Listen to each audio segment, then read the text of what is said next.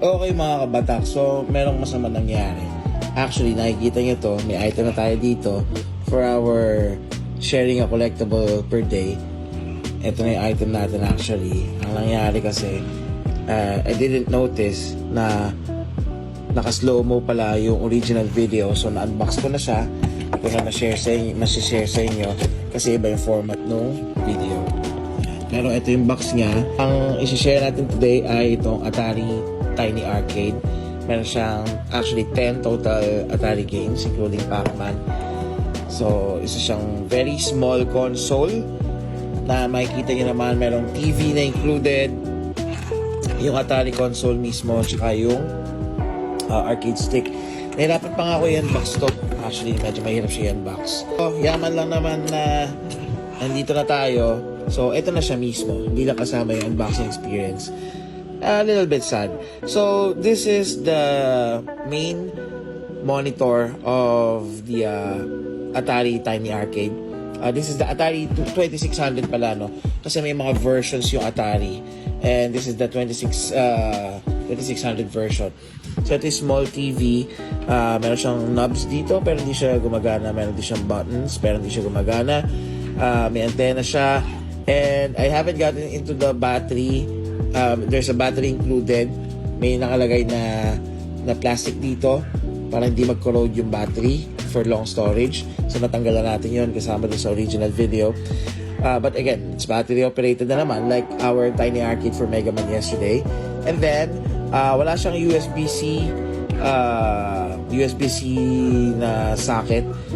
So talagang pure battery operated lang siya. Tapos ito, ang ganda nitong part na ito, nakakatuwa. So na-adjust yung stand ng TV. And then lastly, ito, nakangat siya gano'n. Hindi ko alam, ganyan ba sa old TVs before? Hindi ko na naabutan? You can confirm? Okay? Pero makakatulong to later kasi pag trinay natin siyang maglaro. And then, like what I mentioned, ito yung parang coaxial. Tapos doon nakakabit yung console. Yung parang sa dating mga console. Alam nyo na, kasi ngayon HDMI na. So this is the Atari console. May mga knobs. Ang gumagana lang is the reset button, which is mamaya papakita ko sa inyo. And ganyan niya yung joystick. Ayan. Ang ganda ng joystick. Ang ganda eh.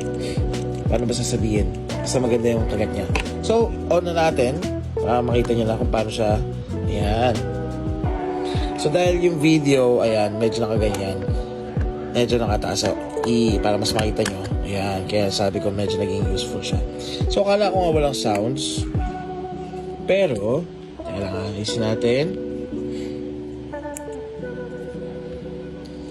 So, try muna natin itong, ano ba? Pac-Man. Start game. Ayan. Ay. Sorry.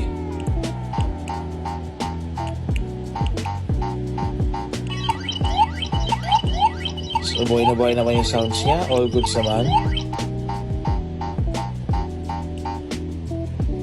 Medyo maliit nga lang. Siyempre, zoom natin ng konti. Ayan yan, para mas makita nyo.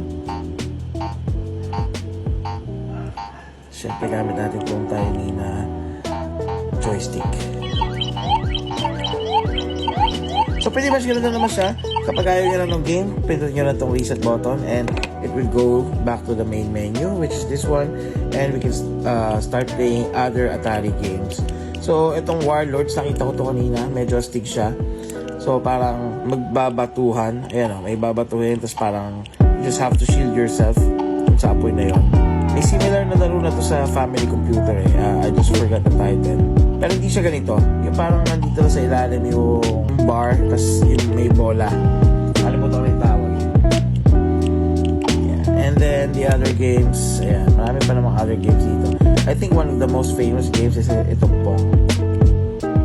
O yan. Parang ganito yun eh. Pero instead, there will be bricks. Sisirahin mo sa top. Okay, 1-0. So yun lang, nakakatuwa siya. At hindi siya for sale.